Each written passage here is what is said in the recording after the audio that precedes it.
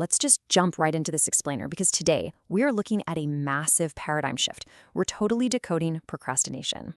We're going to completely reframe a struggle that, let's be real, every single one of us deals with. We're ditching the guilt trips and going straight into the actual science of why we put things off. So look, I have to ask you right out of the gate. Are you watching this right now just to avoid doing something else? Seriously, be honest. Because if you are, you're literally in the perfect place. We're going to unpack exactly what's happening inside your brain right at this very second. You see, a lot of the time, those of us who admit we struggle with procrastination are actively doing it when we say it. But hey, before you start beating yourself up, we really need to clear something up. And this brings us to a huge, absolutely crucial paradigm shift. You are not a procrastinator. You just have a habit of procrastinating. That is a massively important distinction. If you label yourself as a quote-unquote procrastinator, you're looking at it as this fixed character flaw, right? Like it's just baked right into your DNA. But what if it's actually just a repeated habit? Well, habits are just patterns. And the great thing about patterns, science tells us we can break them. So this leads to our first real breakthrough, and it totally shatters a common myth. For years, we've all kind of swallowed this idea that procrastination is just about avoiding work, because the work is too hard or it's super boring. But the reality? Delaying those tasks has absolutely zero to do with the actual work. It actually has everything to do with your brain desperately looking for a quick escape from stress. Basically, procrastination is fundamentally just a weird form of stress relief. Let's think about where that stress actually comes from.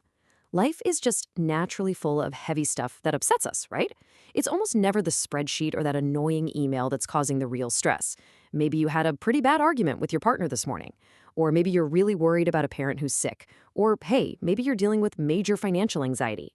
Like you realized you dumped a bit too much savings right into a Bitcoin crash. Honestly, who doesn't have some sort of background stress humming along in their life at any given moment?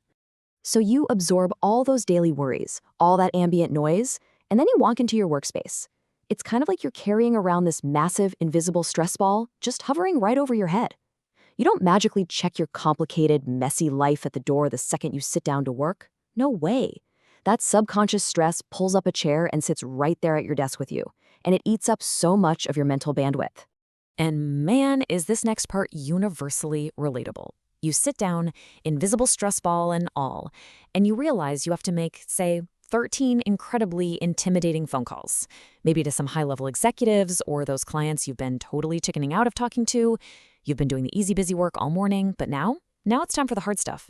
And your brain, which is already stressed out, just panics. It literally says, wait a minute, you want me to do something scary on top of all the other junk we're dealing with today? Yeah, absolutely not. So it convinces you to waste a solid hour watching cat videos instead, just to find a quick moment of comfort. And then, obviously the hour passes and you just feel terrible about yourself. But remember, we established that this is a habit. And because it's a habit, we can deconstruct it into 3 very specific scientific parts. Every single habit works like this. Step 1 is the trigger. And for procrastination, that trigger is literally always stress. Step 2 is the pattern, which is the actual physical act of avoiding the task. And step 3 is the reward. That's the brief, fleeting hit of temporary relief you get while you're laughing at those videos or endlessly scrolling your feed. Now, if you want to break a habit, you might naturally think, okay, I need to get rid of the trigger. But let's be super realistic here. You are never going to magically banish all stress from your life. That's just life. The fantastic news, though, the real game changer, is that you absolutely have the power to change your habitual pattern of avoiding the work. You are 100% in control of step 2. You don't need a perfectly zen, stress-free life to stop procrastinating. You just need to change exactly how you respond to that stress. So, here's your actual science-backed intervention.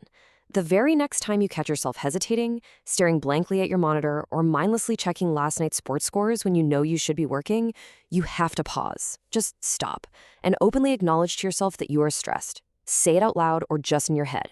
Wow, I must be stressed out about something right now.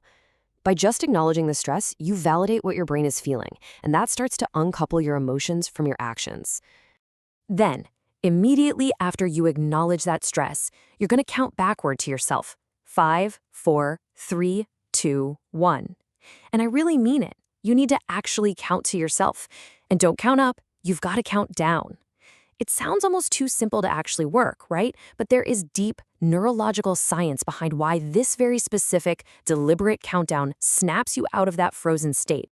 Here's what's happening. This simple countdown is basically a mechanical trick.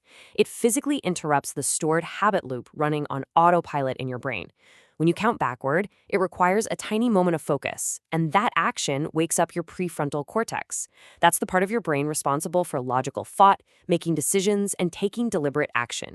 You are quite literally shifting gears in your brain so you can snatch the steering wheel back from your autopilot habits. And once you hit 1 and your prefrontal cortex is back online and engaged, your only assignment is this rule. Just start working for exactly 5 minutes. That's it, nothing more. Do not think about the whole project. Definitely do not worry about finishing the massive task sitting in front of you. Just commit to 5 simple minutes of focused effort. You only need that 5-minute commitment because, honestly, doing the actual work was never your real hurdle to begin with. Your only problem was that deeply ingrained habit of avoiding the start. Once you can push past that initial terrifying wall of avoidance, the whole dynamic changes entirely. All the friction is in the starting, not the doing. And here is the phenomenal payoff. And this is completely backed up by behavioral research. If you can use that simple 5-second countdown to just cross the starting line and work for 5 short minutes, a massive 80% of you will simply keep right on working. The momentum takes over. You break the spell of that invisible stress ball, the task suddenly feels totally manageable, and you just slip right into a flow state. So, armed with this completely new perspective, and knowing you have the proven ability to hack your own stress loop using just a 5-second countdown, I want to leave you with this thought. Stop beating yourself up over what is basically a totally natural stress response. Instead, take action. Think about it. What challenging task are you finally going to start for just 5 minutes today? Seriously, don't let that invisible stress ball win. 5, 4, 3, 2, 1, go start.